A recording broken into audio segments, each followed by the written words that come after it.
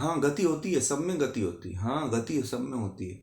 पत्थर भी देखिएगा, पत्थर जब हिमालय से चलता है तो नदी में घिसते घिसते घिसते घिसते उसमें इतना गति हो जाती है कि कुछ पत्थर तो बहुत छोटे हो जाते हैं, कुछ पत्थर चपटे हो जाते हैं, कुछ पत्थर जो है गोल हो जाते हैं, है ना। तो पत्थर की भी एक यात्रा होती है और उसमें भी गति होती रहती है। कुछ ऐसे पत्थर होते हैं जो टूटते टूटते रेत में बदल जाते हैं, है ना। तो इस तरह से उनका जो है हर वस्तु संसार में परमात्मा ने जो भी वस्तु बनाई है, चाहे अणु हो, यहाँ तक कि वैज्ञानिक भी कहते हैं, भौतिक वैज्ञानिक भी ये कहते हैं कि हर जो इलेक्ट्रॉन है, प्रोटॉन है, वो भी अपने कक्षा में गति करता रहता है। करता है कि नहीं करता है? आप लोगों ने पढ़ा होगा भौतिक विज्ञान, तो उसमें पढ़ा होगा बचपन में कि इलेक्ट्रॉन, प्रोटॉन और न्यूट्रॉन अपनी कक्षा में गति करते रहते हैं, करते हैं ना। तो इलेक्ट्रॉन प्रोटॉन जो हमारी आंखों से नहीं दिखने वाले होते हैं, जब वह गति करते हैं तो एक पिंड तो और एक पत्थर तो गति करेगा ही करेगा, है कि नहीं। कोई हमारे अंदर से एक सेल भी ले लिया जाए ना तो वो भी गति करता है। संसार में जो भी पदार्थ है वो सब गतिशील है। योग दर्शन में पढ़ाया तो गया था कि संसार क्या है, पढ़े थे ना, एक सूत्र था विभूति कैवल्य पाद में, कि जो जिसमें जो गतिशील होता है, जो जिसमें परिवर्तन होता है, वह संसार उसको कहते हैं। कि संसार की, मैंने कहा था कि संसार किसको कहते हैं योग दर्शन में, जिसमें परिवर्तन होता है उसको संसार कहते हैं, उसको जगत कहते हैं। परिवर्तन ही संसार का नियम गीता में भगवान श्री कृष्ण ने कहा। क्यों कहा? इसीलिए कहा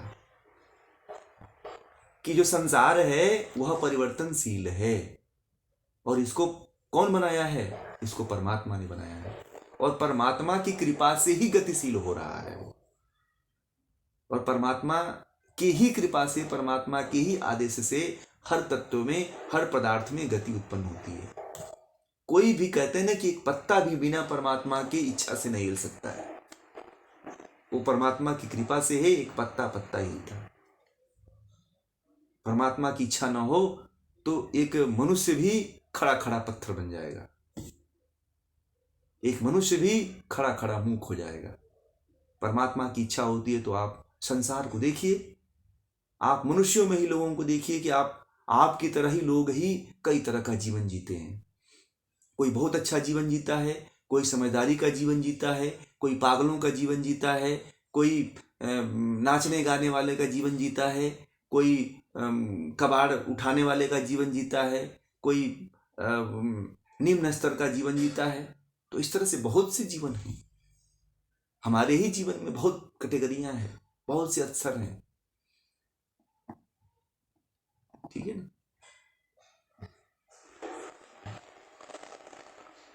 आप सभी लोगों को समझ में आ रहा है ना? नहीं समझ में आएगा तो आप लोग बताएंगे। जो भी नए लोग हैं, जिन लोगों ने अभी नहीं अन्य सब्जेक्ट जो पढ़े हुए हैं, तो थोड़ा सा उनके लिए नया चीज लगेगा, परंतु इस बात को जो मैंने बताया है उसको आप लोग नोट भी करते रहिएगा। तो जो मैंने बात, फिर आप देखिए, ज्ञान कोई भी सुन लेने से नहीं आता है, उस पर चिंतन करना पड़ता है, उस पर मनन करना पड़ता है, उस पर विचार करना पड़ता है, तो ज्ञान जाकर के स्थापित होता है। कोई भी ज्ञान है यदि आप लोगों को बता दिया गया है, यदि आप उसको नोट कर लेते हैं तो वो समझ में आएगा, है ना। और वह ज्ञान अस्थायी हो जाता है, वो परमानेंट हो जाता है वो ज्ञान, और हमेशा के लिए हो जाता है वो ज्ञान। इसलिए ज्ञान जो आप लोगों को जो भी पढ़ाया जाता है उसको आप लोग नोट करते हुए चलिए, जानते हुए चलिए, है ना। और बताइए।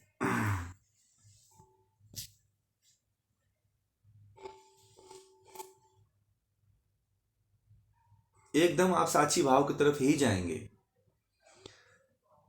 आप जब तीन पदार्थों को अलग अलग मान लेंगे ना, जिस दिन आप तीन पदार्थों को अलग मानना शुरू कर देंगे, योग में कहा गया है, महर्षि पतंजलि कहते हैं कि जीवात्मा को, प्रकृति को और ईश्वर को, तीनों को जब अलग अलग जानने लगती है जीवात्मा मनुष्य, तो वह उसकी समाधि लग जाती है, वह आत्म साक्षात्कार कर लेता है। जो साक्षी भाव जो कहते हैं आप लोग, वो साक्षी भाव जो है योग की भाषा में, हमारे उपनिषदों की भाषा में उसे विवेक कहते हैं, है ना। उसे विवेक कहते हैं। और अभी जो प्रचलित जो शब्द है साक्षी भाव, साक्षी भाव का दूसरा नाम जो है विवेक होता है। यही प्राचीन नाम है विवेक। यानी कि विवेक ख्याति उसको मिलती है साधक को, और जब विवेक ख्याति मिलती है तो जो सामान्य ज्ञान है उस सामान्य ज्ञान से भी ऊंचा ज्ञान होता है उस व्यक्ति को फिर। ठीक है ना? हाँ बोलिए सोनल जी, बोलिए।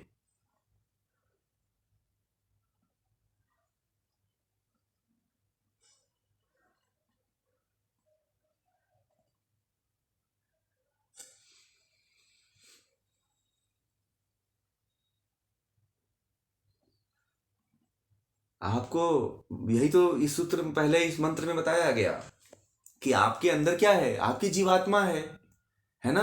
तो जीवात्मा ही इस संसार चक्र में बार बार आकर के दुख भोग रही है ना।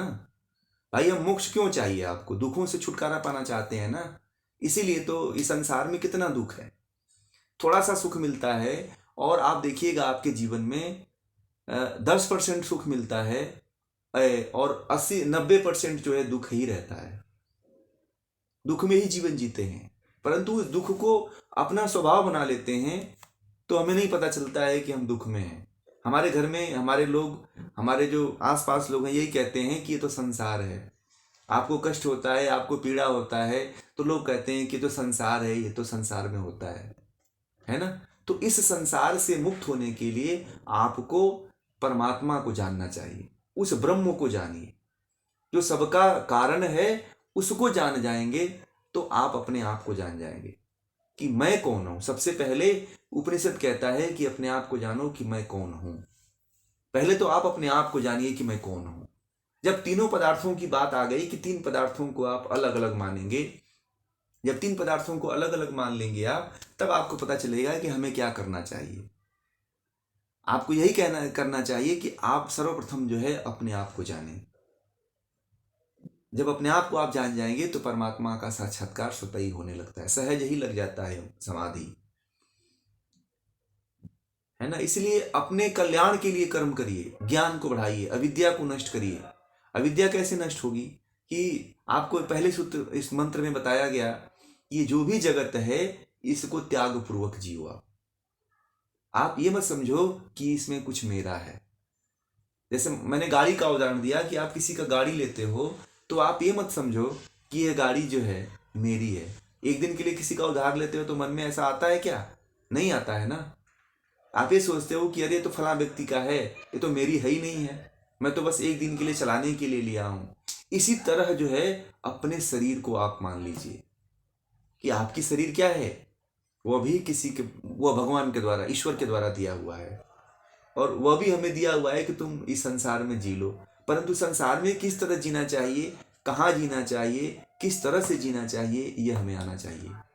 और यह विद्या जो है अभी आगे आने वाले सूत्र में यह बात आपको क्लियर हो जाएगी कि हमें किस तरह से जीवन जीना चाहिए, क्या क्या करना चाहिए हमें जीवन जीने के लिए। तो वो सारी बातें अभी आने वाले सूत्रों में आप लोगों को पढ़ने को, अध्ययन करने के लिए मिलेगी। ठीक है।